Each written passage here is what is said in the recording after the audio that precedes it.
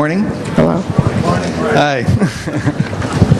Welcome to this session on growing the green economy or greening the grown economy. So it's kind of a tongue twister of a title, but I think we have some very essential points that we want to cover. And this panel is going to be structured as a conversation among our four panelists here. Very distinguished panel that includes Van Jones, right here, on to my left.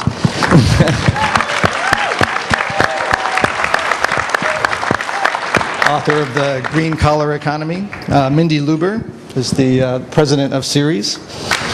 Mindy. Tim Jackson, who's the economics commissioner for the UK Sustainable Development Commission, and also professor at the University of Surrey. Author of a new book titled Prosperity Without Growth. He'll be signing that book for you during the lunch period, if you like. And finally, a special added attraction, David Orr from Oberlin College. He's a global professor at large, we call him, who does everything and anything. So this will be structured as a conversation, no prepared remarks by any of the panelists. I'm going to give a few introductory remarks, but first I want to start also by pointing out the impending launch of a new journal here at this conference, this journal titled Solutions. You all should have a copy of the first issue in your registration packets. And what we're trying to do with this journal is really to start the conversation, have a venue where we can all talk about what these integrative solutions are. How do we create a sustainable and desirable future? So we're hoping that you all will participate in that dialogue and in that discussion. You can subscribe, of course. But we're also sponsoring the publication, potential publication of many of the outputs from this conference. So we're encouraging people in the breakout sessions and in the symposia to structure their products, what comes out of their groups, for publication in the journal. And just let me quickly have some of the editors from the journal stand up, if you could. So if you'd like, where are they? And raise their hands if you'd like to talk about potential publication and solutions. Talk to them. We're also interested in partnerships with several different organizations. This is an NGO. It's a not-for-profit operation, and we want it to be a community service. So we're partnering with several different organizations. So if you're interested in doing something like that, please let us know. So I think one of the questions that we want to get at in this panel is a little deeper than simply how do we nudge the economy into a little better shape. But someone said maybe the economy needs a shove rather than a nudge. And it may even need more than a shove. It may need a complete redesign. What does this new economy actually look like? And I think we need to rethink the basics of what the economy is and what the economy is for. Someone else earlier mentioned that we're measuring completely the wrong things. GDP does not measure economic well-being. It measures the quantity of production and consumption, which is a means to that end, but it's not the end in itself. So we need new measures of economic well-being and prosperity. President Sarkozy of France recently commissioned Joe Stiglitz and Amartya Sen to look into that question. And there's several other initiatives around the world. What are alternative ways to measure economic well-being? So we need to make the distinction clearly, I think, between economic growth and economic development. Growth meaning increasing size, but development meaning improvement in quality. And I think what we need now is to really refocus on improving the quality of the environment, the quality of life, and the sustainability of that. So I'm going to structure this around four basic questions, and we'll go through them in order. And the first one is, given the limits of our ecological life support system that are becoming more and more apparent, is growth, in the conventional sense, growth of GDP, is it sustainable? The second question is, given what we're learning about the relationship between material consumption and quality of life and happiness, is growth even desirable? Growth in the conventional sense. Would be better off distributing that material consumption more equitably rather than increasing the overall size. And finally, or the third question is, what would a sustainable and desirable economy actually look like? So if we take these ideas seriously, what would this redesigned economy actually look like? And finally, how can we make the transition to that sustainable and desirable economy? And like I said, none of our speakers have prepared remarks. We're just going to take those questions one at a time, and maybe let's start with the first one. Is the current economy, our current approach to economic growth in the conventional sense, growth of GDP, which, as we all know, measures bads along with goods, is that sustainable? Who wants to go first? Tim. Do I have to? Yeah, I have a book on it, so yeah, absolutely. And as the author of a book called Prosperity Without Growth, you probably would not expect me to say anything other than that I think the answer is no. Certainly the kind of growth model that we have at the moment, which not just around the growth of GDP in value terms and economic terms, but actually the quality of that GDP in terms of material consumption, material throughput, resource-based GDP is quite clearly unsustainable. And I think the scientific evidence there is so strong that we almost don't need to spend that much more time on that question, that we are already past limits in relation to nutrient cycle, in relation to climate change, and in relation to biodiversity loss, and the idea that we can continue to grow the global quantity of that throughput without having devastating impacts on ecology doesn't make a lot of sense. So in those terms, I would say the answer is absolutely no. Let me elaborate a bit, but not surprisingly, I agree. I mean, if you think about where we're at today, we are a planet of 6.23 billion people going to 9 billion people by all estimates. We're already running out of things that are our life support, that are water, the potential to create enough food to feed 9 billion people, and so on. So I think without question it is a necessity to understand that we are beyond our balance sheet in using resources that we don't have. Heretofore, probably until recently, people thought about that as soft environmental issues. You know, somehow we'll make new water, or we'll get new resources, or there'll be more resources underground to mine that perhaps we missed and don't know about. And every once in a while we're surprised, but most of the time we're not. The conversation needs to change, and that is about how we can build a world society that's based on either human values or on the most capitalistic values. If in fact you take a look at the economy and say, well, you know, people don't want to stop consuming. They're not going to be, nobody's going to stop and say, I want less. And I think that's an interesting part of the discussion, because that may have to happen. The bottom line is we can't keep producing more and more without major changes, and we'll talk about them. The economy cannot function without water. Businesses that are 80% dependent, or for that matter, 20% dependent upon water, are already facing water shortages. The agricultural industry in California and the West Coast saw a $3 billion loss due to water shortages and droughts exacerbated by climate change. And that's the start. We're going to see more and more of that in the worst places where we don't anticipate always or expect. So the conversation has to change. Can we go there?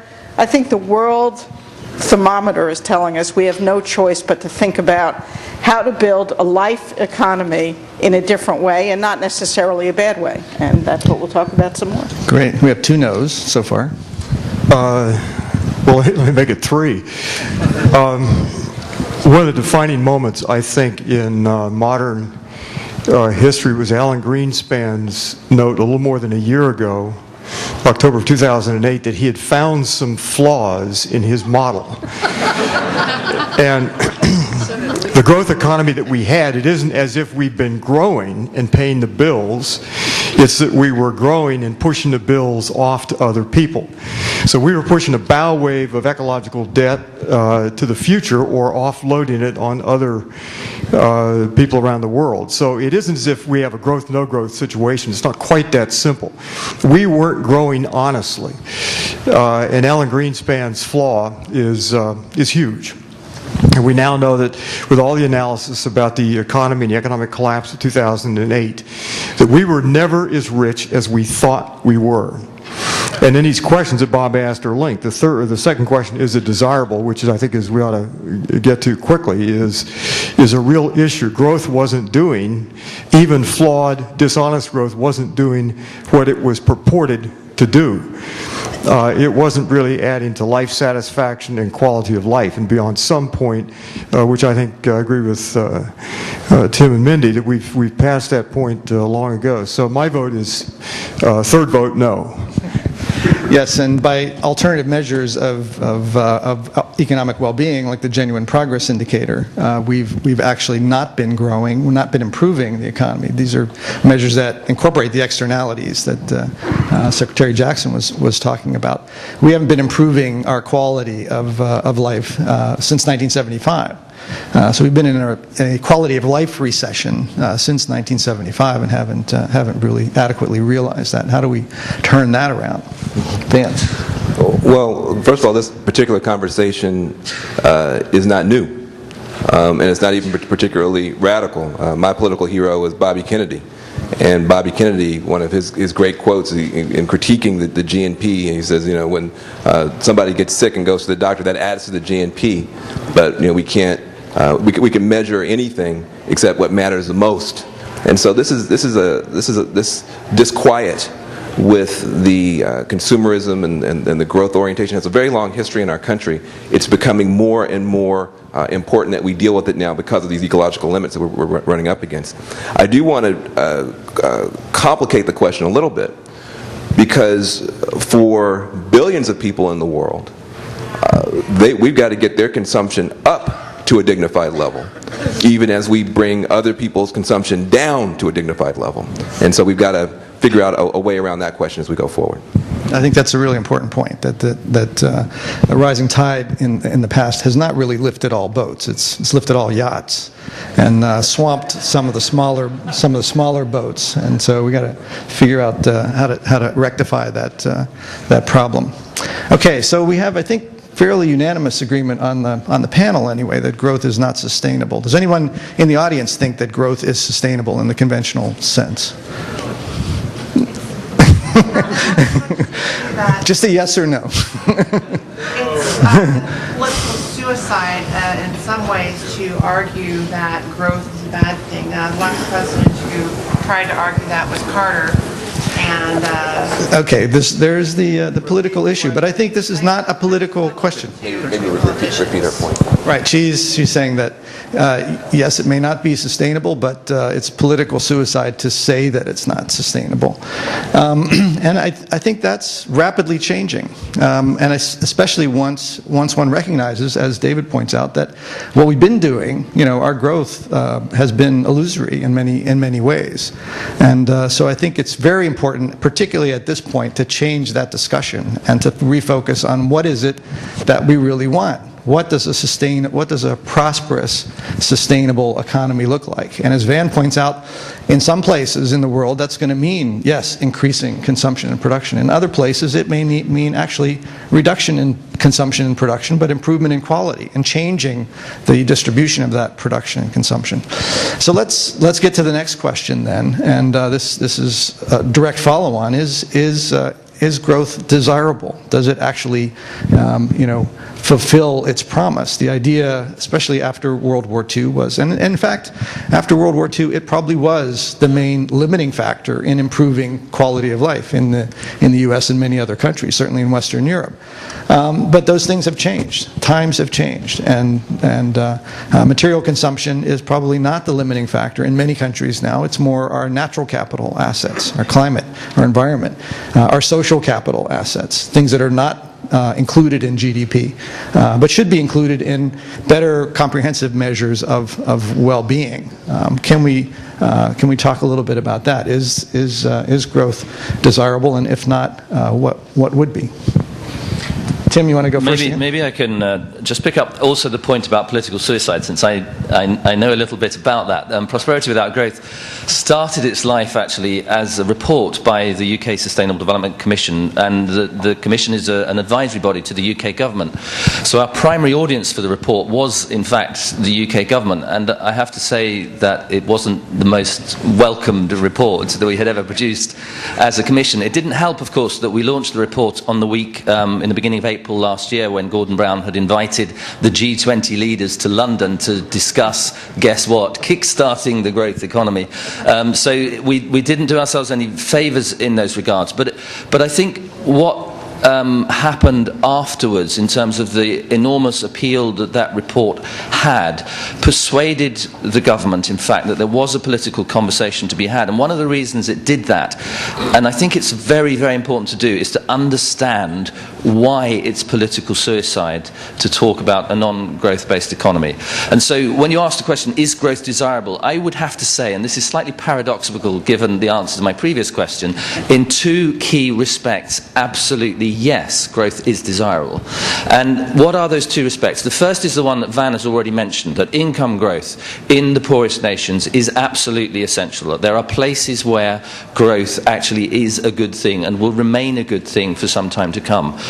But the second one, it's the one that relates to political suicide and the reactions of politicians to the growth question, is around economic stability. In a system in which economic stability depends upon economic growth, you would have to say, in fact, that politicians have a decent, reasonable mandate to promote economic growth, because economic growth gives you economic stability gives you social stability, and a government that reneged on its responsibilities to social stability wouldn't be doing its job. So governments find themselves in a very conflicted situation here. It is a very, very profound dilemma, and what it calls for, if you think carefully through my argument, is in fact a different kind of economy altogether, an economy that isn't structurally reliant on economic growth for stability. And that perhaps will move us on to the next question, but it does point to the fact that there are two key respects in which growth is desirable, even if it's not sustainable. One of the, that's good, and I agree with that. One of the issues about, in thinking about growth, I think there are two broad kinds of issues. One is, did it do what it was purported to do? Make us happier and better off. And the early work, I think the economist Richard Esterlin years ago did a study on happiness, and happiness he found peaked, and I've forgotten the year, but 1957 or so, and for some of us it peaked maybe in the early 60s, but anyway, it peaked. And so you had the growth going up like this and happiness peaking here, and the difference between those two curves is very telling. The second thing is how we grew. And it didn't do us much good that in our current spending, about $1 trillion in war fighting or military budgets that are now over $700 billion. So a good bit of the growth was in the military sector of the economy. And I don't think that produced, at some point that's a whole other issue, but that's a good bit of where our growth was. And we became a highly militarized society because of that. We grew partly because we sprawled. And Detroit here is a poster case for what happens when we sprawl. We killed lots of cities. I happen to live near Cleveland, and that Rust Belt cities that are hollowed out and burned out, but the growth happened out in the suburban counties. So how we grew was a factor I think that we have to consider in terms of this being desirable. We didn't really grow in ways that were intended to produce happiness or satisfaction. So the net answer here, I think, is the bottom line is, again, negative, that by and large growth as we conceived it was wrong. And I couldn't agree more with anybody than Tim's comment that we need a whole other model of an economy that is calibrated with human desire and human intentions, calibrated the way the world works as a physical system. And that's got, as Van points out, has got to work for everyone. Mindy. Not surprisingly, you'll get a general agreement. I mean, the conversation that we're having today, and we have to realize, not only in response to the woman who asked a question, isn't a political suicide to even talk about a low growth or a no growth economy. It's not only political suicide. In the worlds that have the power, it's economic suicide. So we know that power lies within Washington, and that's okay. We have an elected democracy. It's not always okay. I'd like certain things to be done quicker, differently. And power lies within the financial markets in Wall Street, which thrive and excel based on selling more things and more gadgets and more widgets and running up shareholder value. And it's going to be hard to change those things. Are they right? Absolutely not. They're not working so well, we all see. We're in deficit on natural resources. We send the wrong market signals. Right now, our market says carbon pollution costs zero. We don't have a price on carbon, right? When you have something that's free, you get a lot more of it. So we've got a market economy that isn't working so well. We've got all the right market signals going, and it's causing us to do a lot of stupid things. Build a lot of plants that put more carbon into the atmosphere. That's costing us tens of billions of dollars a year and driving us off an economic and environmental and a world cliff. So we have got to understand the worlds we're working in, political and financial, but somehow truly change the dialogue and the debate and put the market signals in place that make sense. We have got to put a price on carbon, a price on using water, a price on using natural resources to start changing the debate of I could use, I could consume, I could consume, I could consume, and that is the thing that makes me most happy. It obviously isn't making people most happy, and it's running us into a world deficit that is not only killing our environment, but killing our economy. So without question, we've got to change the conversation. But I could think of no more forceful and powerful opponents to that change than the political and financial establishment, and I think we've got to have this conversation. I'm going to take the pragmatic approach. We need massive change, but we need to think about it, how to do it in a way where we're going to get it sooner rather than later, because we can't wait, where we recognize what Van says. While we may think we could slow down the use of resources and buying and buying and buying, go to China and go to India, where thousands of new cars are being put on the road every day, new carbon power plants are being built every month, new airports are being put into place every 6 months. We are seeing nothing but building, and in many places there needs to be growth. So how do we do it? The next question, I believe, is the fascinating question. And we've got to think about how to do it in a way that reflects the systems that we work with, at the same time building for what I think may very well be a completely different economy. But that's not going to happen overnight, and the changes need to start happening overnight. So that's the creative discussion I'll look forward to having with all of you. Let's let Van address that second question before we get on to the third one. Well, maybe I'll just slide over into the third a little bit. I mean, mainly because we are sitting here in a particular context, and I think that part of a politics can be successful, an economic model can be successful at a broad scale to the extent that it solves real problems for real people. And as we have this discussion at a certain level of altitude, we've got to connect our answers to what people are going through right now. We've lost 7 million jobs in this recession. We have a $1 trillion hole that's been blown in the economy. When you look at the housing market tanking, construction down, the stock market tanking, $1 trillion hole in the economy, 15, 16, 17 million people out of work. So the question is, as we look at the situation in which we find ourselves, we're dealing with 3 crises and not one. The first crisis is a cyclical downturn accelerated by the financial crisis, this Great Recession. That's one crisis that's really in people's face right now. There's a structural crisis that we also have to deal with, which is the fact that even when this recession is over, a lot of these jobs are not coming back. Because in the global economy, we're seeing the jobs moving over to Asia. So there's a structural crisis underneath a cyclical crisis. And then there's this third crisis, this ecological crisis, which we're talking about, running up against the ecological limits, the limits in terms of water consumption, our atmosphere's ability to absorb carbon. That's 3 crises and not one. And what you're seeing in the American people right now is an extreme level of discontent and frustration that we can't seem to solve one of the problems, let alone all 3. And I look at what happened this week in terms of the frustration that was expressed in Massachusetts as not a wholly negative thing, because it means that people are still wanting change. They still want things to get better. And we are going to need an awful lot of continued ferment in the country to have this conversation about how we solve all three crises. Now, what I worry about in terms of our own movement to green the economy is that we don't often enough connect our solutions to what real people are going through.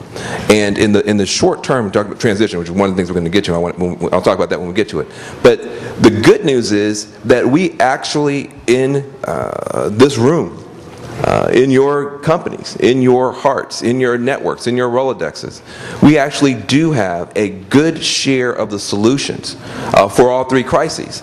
And as we begin to talk about that more clearly and more specifically, I think we're going to be able to get a critical mass of people, so it won't be political suicide, to talk about how we make this country stronger for the long term. That's all we're talking about, how we make America stronger for the long term. Yes, thanks. And we do now have a place to publish those solutions as well, so don't forget about that. Is there a journal called Solutions? Yeah, there is now, finally, finally. I think this third question is a really critical one. What would this sustainable and desirable economy actually look like? What's the vision of it? Getting at Tim's point, I think one of the characteristics is that economic stability is extremely important.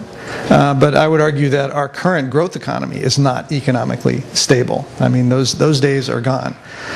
So what would a stable economy look like? I think we need to focus much more on the kinds of things that we really want in that economy. We want full employment. We want full and fulfilling employment. But that's not what our growth economy has been giving us. It's been taking jobs away and using fossil fuel to replace many of our labor provided inputs. So what does that economy look like? How can we provide full employment? Peter Victor has, and I think he's here at this conference as well, has another book out called Managing Without Growth, where he's modeled the Canadian economy and tried to discover whether there is a path towards an economy that's not growing in GDP terms, but is improving in quality of life, in employment, in reducing carbon emissions, and finds that, yes, that is possible with the right set of policies. And those policies have to do with lowering the working hours, improving people's leisure time so they have more time to spend with family and friends, etc., and do the things that really do make them happy, but don't necessarily lead to more income, more production, more conventional growth. But let's hear from the rest of the panel. What's your vision? What would a sustainable and desirable economy look like? Putting aside for a second how we get there, but what would that economy look like? David, you want to go first? Two comments. One is it won't look like what we've done over the past 50 years or 100 years, whatever. And the reality of climate change is such that we will live on a different world. Bill McKibben has a new book coming out in April called Earth, E-A-A-R-T-H, to symbolize the fact that we've altered the planet in perpetuity now, as far as we measure time. So it's a different world that we'll build in. Secondly, the economy is such that we're now a roughly $10 trillion net debt nation. And so we're not the rich nation we thought ourselves to be, at least in that sense, although we may be richer than we thought we were when we thought ourselves to be merely wealthy, in all the terms that Bob described. Second comment, and this is the good news part. The bad news part is that we'll build in a radically different world. The climate's changed, resources have changed. But the design sciences, and again a plug for the journal Solutions, we're paid to mention that name up here. So, but there has been a design revolution, and all of us have seen bits and pieces of it. There's a design revolution in building. I mean, can you build buildings that are powered entirely by sunlight? The answer is clearly yes now. And the AIA and U.S. Green Building Council and the Living Building Challenge and so forth, so we have certain design skills relative to the built environment. The same is true with materials. the Industrial Revolution, and biomimicry. There are now changes in how we make things and how we recycle things. There are revolutions in intellectual capital. I think Bob's work and Herman Daly and Tim's work and Mindy's work, and there's lots of work now on what a green economy looks like theoretically, and there are emerging practical examples. So I think that the good news is that there is a revolution in our design capabilities. Can we design communities and cities and so forth that fit within the natural limits? The answer is, I think, yes, and yes in an honest way that I think it could not have been even 10 years ago, certainly not 20 or 30 years ago. So human capabilities to design a decent and sustainable world, I think, have become revolutionized. Do you want to mention quickly your Oberlin project? Well, at Oberlin, Oberlin is a little city just southwest of Cleveland where Oberlin College is. Can I give a pitch for Oberlin College here also? Pitch. I won't do that. But what we're trying to do is to take a city of about 10,000, put a compass at the town square, very typical Ohio town, the town square, and churches and schools around it, and draw a circle with a radius of about 8 miles, make everything in that a model of sustainability, starting with a green belt of about 25,000 acres around the city for agriculture, forestry, carbon sequestration, biofuels. Second major goal is to make the city and the college carbon neutral, and do so within the next few years. And the third goal is to rebuild the downtown. The fourth goal or outcome is to make the whole thing educational. So engaging Oberlin students in the process of working with some pretty amazing design teams. So we want to build a model of post-cheap fossil fuel sustainable prosperity. Thanks. Thank you. Well, It's me? Okay. I mean, I think three things really I would say. One is that we need some sort of vision for what we want society to be, what we want prosperity to be. And in fact, the whole point about the title, Prosperity Without Growth, that you can tease those things apart and you can think about prosperity in meaningful ways. And you ask yourself, actually, to connect to Van's question, what do people want? They want a decent life, and of course that includes food, shelter, clothing, but it also includes their ability to flourish in social and psychological terms, their ability to participate in the life of society, to trust their community, to have a good communion of friends, to be able to give and receive love, to feel secure in the future for themselves and their families. And that as a vision for what we're trying to create in the new society is a very useful starting point, I think, and it is different from the mindless pursuit of income growth. And then I would say, what are the fundamental planks of this new green economy? And I identify really two that I think are very important. And one is a concept of ecological investment, and the second is a concept of ecological enterprise. What are these two things? Ecological investment plays an absolutely key role in any economy, but ecological investment is a different beast from the kind of investment that we've seen in the past. It's about investment in the future. It's about investment in transition, in low carbon technologies. It's about investment in ecological assets, in protecting the long-term security of our own future.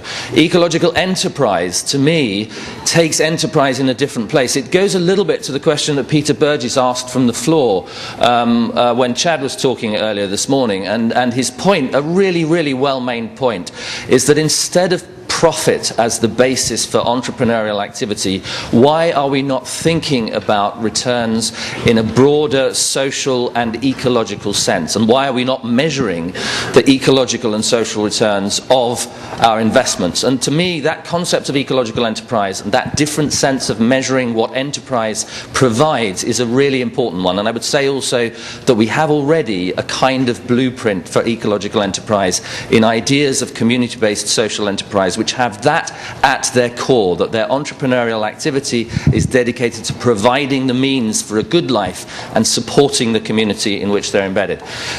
Those three things, prosperity in the sense of flourishing, ecological investment, and ecological enterprise, those are the planks for me for a different kind of economy. that's great. And I couldn't agree with you more. We need a vision, and we need to be working towards it. I'm going to come back to some immediate things. that hopefully will start us on a journey to get to your vision. And we all know it's going to take a long time to somehow convince everybody that 4 televisions in their house is barely enough, or 6 clocks in their kitchen. Every time I order a new appliance that has a clock, they're all operating at different times, so it's not helpful, but it's certainly using a lot of energy. That the things we have grown accustomed to as the basics of life aren't all so necessary, but you articulated it quite beautifully. I think in the short term, we need to be thinking about what David said, honest accounting. We have built an economy based on dishonesty. We have got to short term now put prices, send the right market signals, things that waste energy and use limited resources and pollute our economy and are creating a non-sustainable economy, need to be priced accordingly. The funny thing about capital markets is they're logical. They do things based on logic sometimes. So if carbon didn't have a price, they'd make sure we got a lot of it. It wasn't their job, they thought, to worry about whether we could live as a society or whether it was going to literally change the planet we live on in every way, from the economy to national security. We've got to have honest accounting. We've got to be looking right now at how to price things, how to cost things, how to put a price on carbon, how to put a price on video screens, how to make sure they're recycled and returned. And with every product that we make, we've got to think about sustainability, not just about how many televisions we could fit into one house, but how to get them back and how to recycle them. And eventually, how to not make them the factor of happiness. Because we all know that our kids sitting around watching 4 TVs or 1 TV all day is not about building healthy futures. But honest accounting has got to be a core part of what we do now, today, every day moving forward. We also have to build innovation in a new way into everything we do and produce. For those large companies out there that exist to create shareholder value for their shareholders that are not going away tomorrow, that have to be part of the new economy, as well as new companies that aren't presently there, they've got to do things differently. If you're Best Buy, you've got to be innovative. You've got to think about how they could grow if they're going to need to grow short term, and that's not my goal, but assumingly it's their shareholders' goal. How do they grow as a company? By bringing us service, by fixing those TVs, by thinking about ways to build their business, if that's what they must do. That's just not about make sure every one of our kids needs a 5th TV in our homes. It is about building and growing and selling services that help people, and not just about selling more and more and more. And it's about innovation in every product we create. So innovation and honest accounting for the short term are crucial things that have to go into the thinking of every product, every business, every part of our economy. We can no longer value carbon pollution at 0. We can no longer use as much water as we want. We can no longer make products that can't be recycled and that are just about filling up our landfills, putting toxic chemicals in our landfills, making our kids sick. That's not only not smart, it's neither building a sustainable economy nor a moral economy. Thanks very much. Yep. Well, I'm going to try to extend Mindy's comments a bit. I mean, fundamentally, we are going to have a lot of change to manage going forward for a very simple reason. All the economic models and philosophies and theories that most of us have been accustomed to were created at a time when there was an assumption that is no longer true. The assumption was you'd always have very few people and an awful lot of nature. So left, right, if you're in the 1800s, if you're doing economics and economic philosophy, it's just an assumption. It's in the background. It's an assumption. You're going to have very few people, a lot of nature. So you come up with all these strange things, externalities, etc. We're living in a century now where we have an awful lot of people and very little nature left. The change of that assumption means we're going to have to change our business models, our policies. A whole lot's going to change just based on that simple thing. But I think the challenge that we're faced with is just knowing that is not enough. And in a democratic society, we have to be able to get majorities to agree with us and get majorities to walk through the long, hard process of matching reality to our revised assumptions. And that is, I think, the key thing. So extending what Mindy's talking about, The business community has the opportunity now to change, but they will change based on policies that change, based on politics changing. And politics will not change in this country unless we identify the people who don't agree with us and help and listen to them, learn from them, and begin to revise our own views so that we can come to some common ground. We have farmers in this country right now that are suffering, that have been left behind, that are left out. They could be benefited in a green economy. A farmer right now, if we have the right policies in place, could get paid 3 different times off the same piece of land. They could be paid by putting wind turbines on that land, they could be paid by growing energy crops on that land, and they could be paid by sequestering carbon on that land with advanced agricultural techniques and playing in the carbon markets. So they could actually produce produce energy, grow energy, capture carbon on the same piece of land. Why are the red states not jumping up and down, screaming, we want to be a part of the green revolution? That is a failure on our part to connect, to learn, to communicate. We have in the industrial heartland of our country, in Indiana, Michigan, and Ohio, some of the best trained workers in the world. Don't let anybody tell you that American workers are inferior to anybody. We have, in Michigan alone, the highest concentration of engineers anywhere in the world, making cars, etc. Those skilled hands and trained minds, they make cars every day. Those workers could be making wind turbines to help power America. We have a Saudi Arabia of wind energy in America that's not tapped today. We have the workers that could do it. Why are they not jumping up and down screaming, we want to be a part of this green movement? We have not connected yet. Every homeowner in America right now is paying too much on their energy bills. A program to retrofit every home in America would be a green politics, a green program that's not about asking people to spend more money. It would be about asking people to save more money and helping people who right now don't have jobs pick up those caulking guns and go earn more money. So we need an eco-populism, is what I'm saying. We need a populist approach that reaches out to people. The fact that we're in a populist moment right now, where people are concerned and upset about the economy, concerned and upset about the direction of this country, is a good thing. It's a good thing because we actually have answers to those questions. And what I would encourage us to do, is not just in messaging and in thinking, but in our business models, in what we're willing to invest in, and in our policy prescriptions, to find ways to connect with the heartland of this country and bring them into this conversation and learn from them and make America stronger again for the long term. Thank you. Thank you.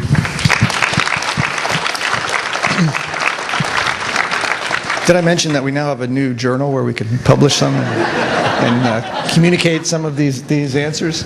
And I very much take your point too, that we need a new economics that has based on different assumptions. And I think ecological economics is that new economics, and that it does provide very different answers to some of these questions. And maybe the future economy is one where there are no externalities, where we recognize that the environment is as much an economic asset as any of our other assets. And our societies, our cultures, our communities are also economic assets. They contribute very much to our economic well-being, so that the economy is no longer just the market. The economy is everything that contributes to our well-being, and that's the whole planet. It's a planet for the whole an economy for the whole Earth. So on to the next and final question, and probably the most difficult one. How do we get there? How do we get to this new economy? One thing I've been thinking about is the structure of our current economy so interdependent, so dependent on having growth that it's almost addicted to growth. That to actually make this transition is in some senses analogous to breaking out of an addiction, and that's why it may be extremely difficult. Although we may learn things from how individuals are successful at doing that. How do we make that difficult transition from one entire system? It's not changing a few things around the edges. I think it's changing from one entire system or regime to another entire system, and that's how do we do that? David, the quick answer. Have you heard about Bob's new journal?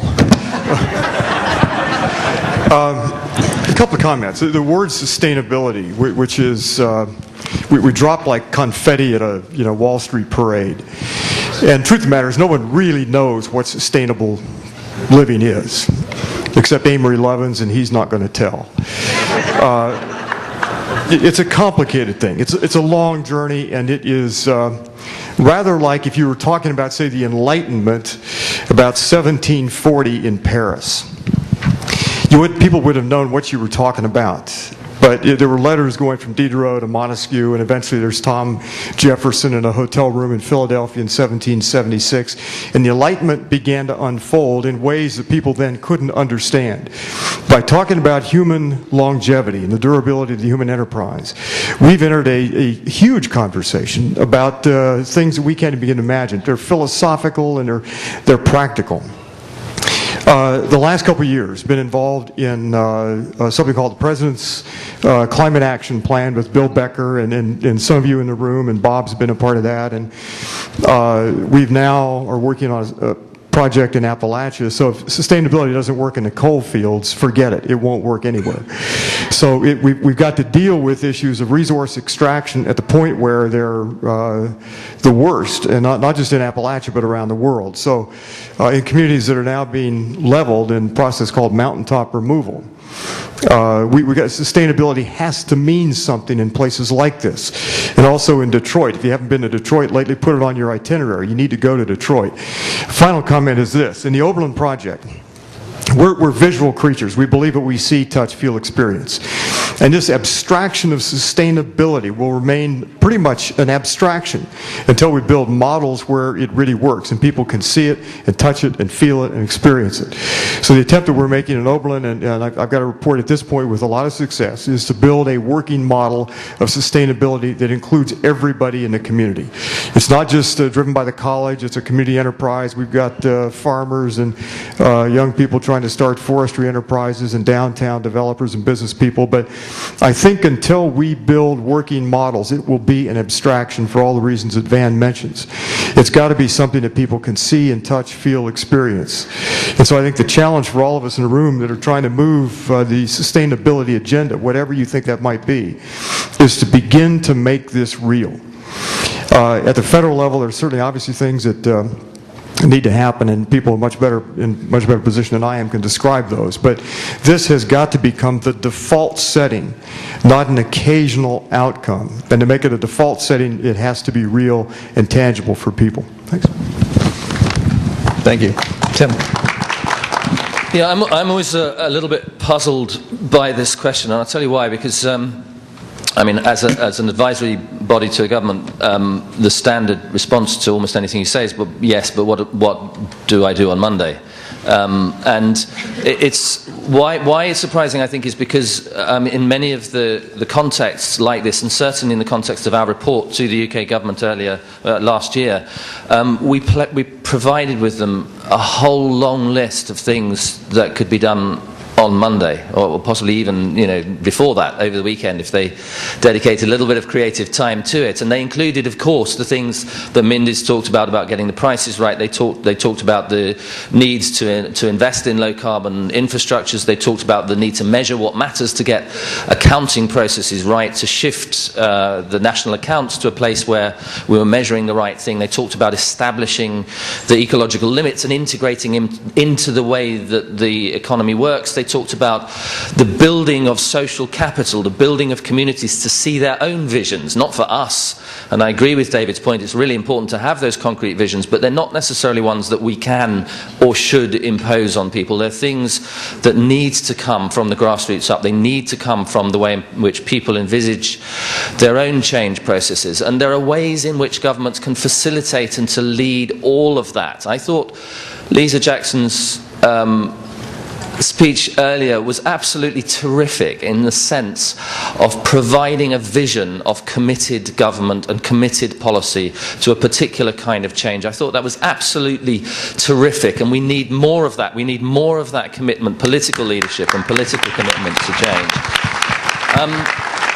But it's all there in waiting. It's all like a kind of latent force, a latent wish for a sustainable world, for a community that matters, for a sense of society that matters. And there is a latent gap, it seems to me, for political leadership there. But I just want to pick up very finally on Bob's point about addiction, because that seems to me something in which we do have a little bit of understanding, that the process in which we're addicted to particular patterns of behavior, there are responses which we can understand the nature of addiction, and we can understand the nature of change away from addiction. And one of the pioneers in that field actually was Kurt Lewin, who put together something called field theory, which worked out exactly how we became addicted and how change processes worked. And one of the things that's absolutely vital in those change processes is the idea of unfreezing existing behaviors, unfreezing existing assumptions in an environment in which it's safe to do so. So that creation of processes of engagement where we can unfreeze, where we can identify the basis of our addiction, where collectively we can take forward the idea of solutions and build those solutions in a common cause, those are absolutely critical spaces.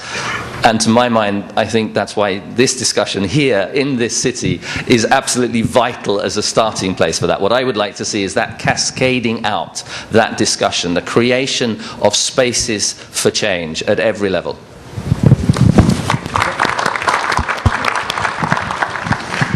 Your comment about what do we do on Monday, I mean, there's no question that we need to be thinking about a massive change to our assumptions of our economy. But I do want to talk about what we do on Monday or Sunday or last week and so on. How do we build an economy that's going to have to grow in some ways, that provides honest jobs, real jobs, legitimate jobs, preserves our ability to power our economy with energy, and that is actually right before us. If politically we get the right negative price signals on dirty, polluting things, carbon, mountaintop mining, that the right market signals go out and the right incentives are put into place for renewable energy and not for carbon-intensive energy systems or nuclear power, we could take a good shot at starting to do things on Monday. We need to be building an economy. $20 trillion is the number being talked about for the next 10 years to power our economy in a different way, to build a green international economy. We need to start that now. Right now, other countries are way out ahead of us. They're being smarter. They're taking advantage of things. And for me, it's not a race of the United States against Germany in the solar industry, although at the moment we are losing that race, to be sure. It is about how all of the countries that are working on these things can start their movement from a carbon-intensive economy, which we're all based on, to a non-carbon-intensive economy, which is about jobs that are more local, often jobs that are more humane, jobs in an economic base that's not built on polluting and contaminating and causing literally the end to our future rather than the start of a future. There are things that could happen now, today, tomorrow, Monday, and that's what I hope we'll rally around as we think about the vision clearly of a more sustainable economy. But $20 trillion is a lot of money. It's going to be spent. We could spend it smartly or stupidly. Last year, $147 billion was spent on clean technology. It's expected that that will be $190 billion this year. Those are real dollars with lots of zeros. We need to make sure the right incentives are in place, the right jobs are in place for people that are decent, that give them pride and respect. And there's many things that we could do starting Monday to make sure those things happen and are a key component of building a sustainable economy.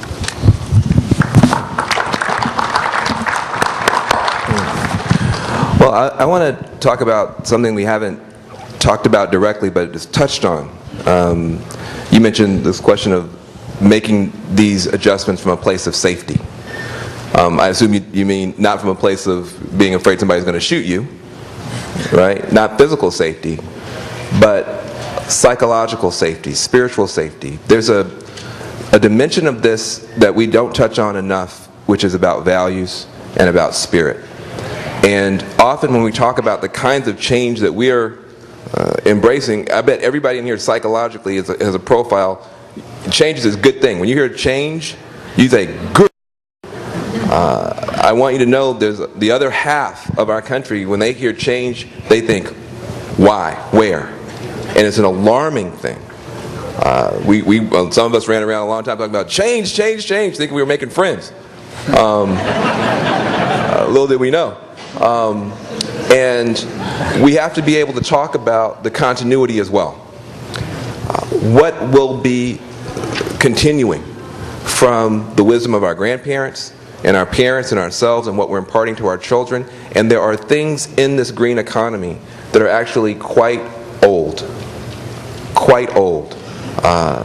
Respect for each other, thinking about generations to come, the idea that we're going to value work again. We're not talking about speculative casino bubbles and that kind of stuff, nor are we talking about welfare and those kinds of we're talking about the dignity of work again, the dignity of skilled labor, giving people the opportunity to pick up tools and to pick up skills and to work together.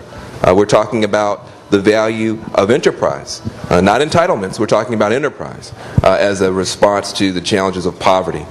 We're talking about giving people the opportunity. We're not talking about redistributing wealth. We're talking about reinventing old stagnant sectors of our economy, like the energy part, and creating new wealth in new ways. So we've got to be able to talk about the continuity. Some of this stuff is about getting back to things that are quite ancient. And the other thing I think we have to talk about is the spirit. 1 year ago, this week, spirits were very high across the country. I think spirits are not as high today. And what we've got to be able to realize is that in a campaign you go from despair to hope. When you govern, you go from hope to change. But sometimes if you don't get that change, people can go back to despair. And they killed hope in this country in 1968. They assassinated hope in this country in 1968. 40 years it took to get hope back in America, for hope to be a mass phenomenon, where you could walk the streets, be proud that you're hopeful for your country. And that hope is the most precious resource that we have, because if we lose that, the change is off the table. And so this is the most hopeful part of the American conversation, what we're having right here. The idea that we have good answers, that we have good solutions, that there is a way forward, that we can be geniuses together and we can help each other across these different challenges. And we've got to be clear that it is the hope in this country that you represent, that your companies represent, that your books represent, your journals represent, that is the most precious resource that we have. If we hold on to that, if we keep building on that, if we keep pushing forward with that, I'm very, very confident that one bad week this week will not destroy hope in this country.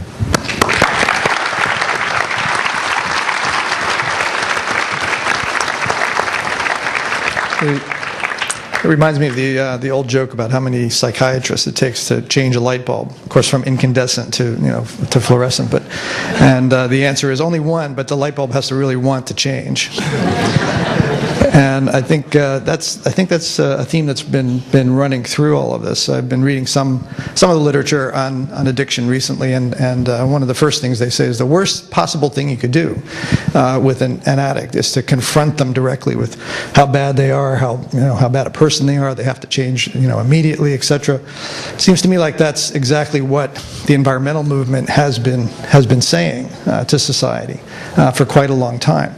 That the alternative is really to present a positive vision, and I think there is a positive vision. We haven't really fleshed it out adequately, but of course we do have a journal where we can do that now. Did I mention that? Yeah. But I think it's up to all of us to paint that picture and to say what that vision is. And I think we can make the point very clearly and compellingly that new economy, that new society will be a much better one. It's an improvement in everyone's quality of life and the sustainability of that quality of life to make the transition to that new economy. Just like it's better, the addict is going to be better off once they've overcome their addiction. But you have to paint that picture very clearly. That's I think what we haven't really done adequately. To me, I think democracy really should be much more about having that conversation, where we can create a shared vision of what we want society to look like, and that's a missing element. We had that back in 1776, but we haven't really revisited it adequately. Maybe for a little period after World War II, but we need to constantly revisit that. That should be an ongoing dialogue about how we want the world to look, and I think if we can make that point and paint that picture adequately, that these transitions that we're talking about will suddenly become feasible and desirable, and will happen much more quickly maybe than we might have ever expected them to happen. So are there we have 1 minute left. Maybe we could have one quick round of final comments from the panel. Anything you forgot to say that still needs to be said? Thank you. Thank you.